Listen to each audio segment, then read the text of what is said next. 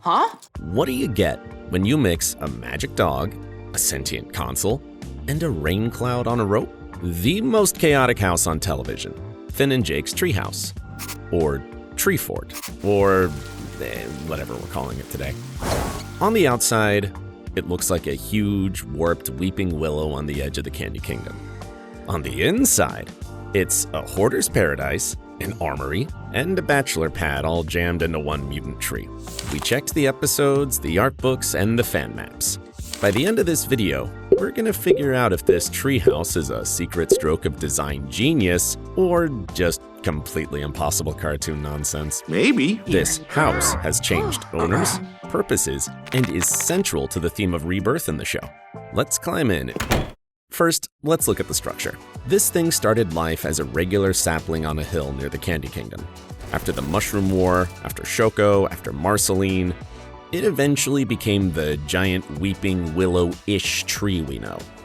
If you actually try to count the spaces, the treehouse has around 6 or 7 main levels, depending on how you count the basement, cave, and roof. But honestly, some episodes make it feel like 70.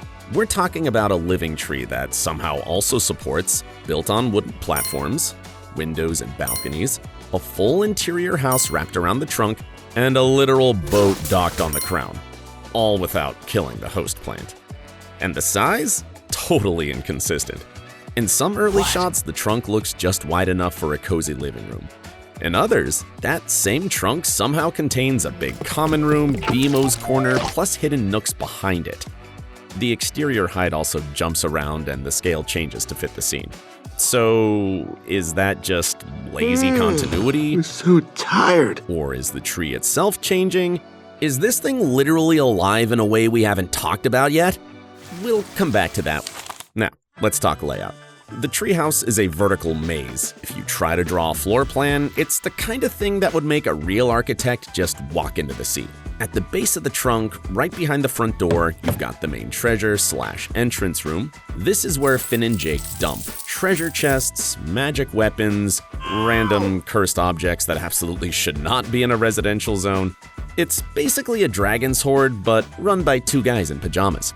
Come up a little and you get into the living room, the heart of the home.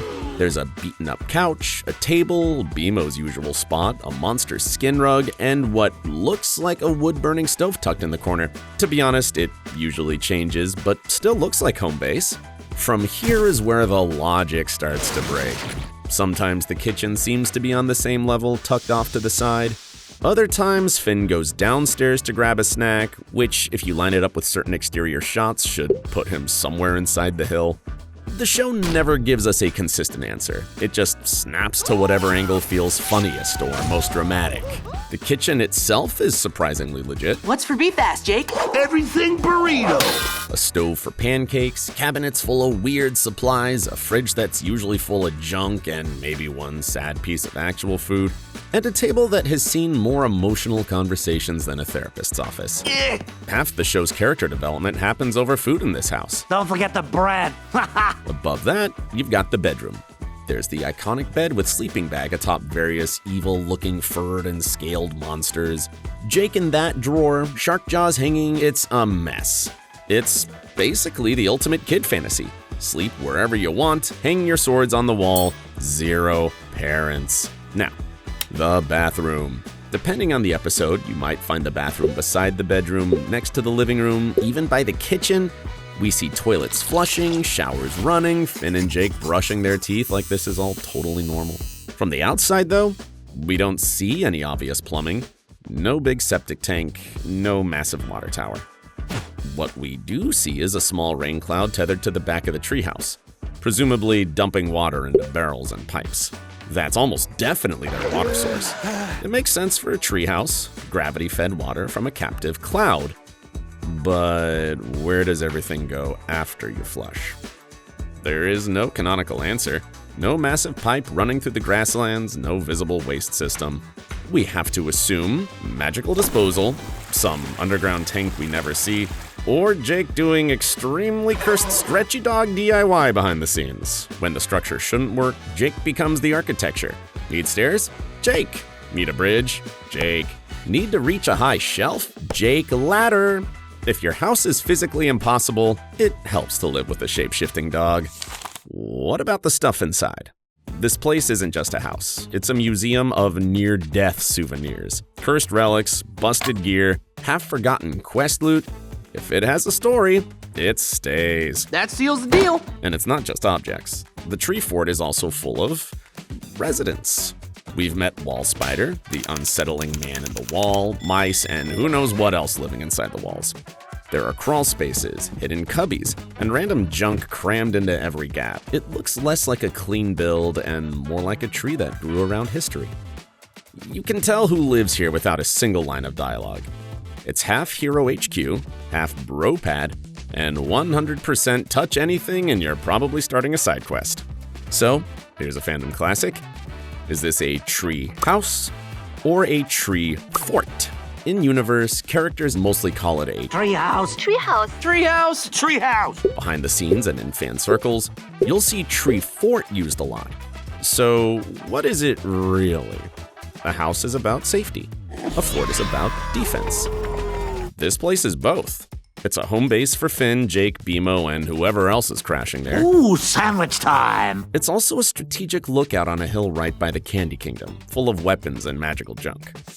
The backstory gives us an even darker layer.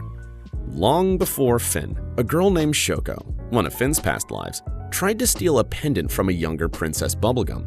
She fell into the toxic river, became mutated, and eventually crawled back to a hillside to die by a young sapling, clutching the pendant.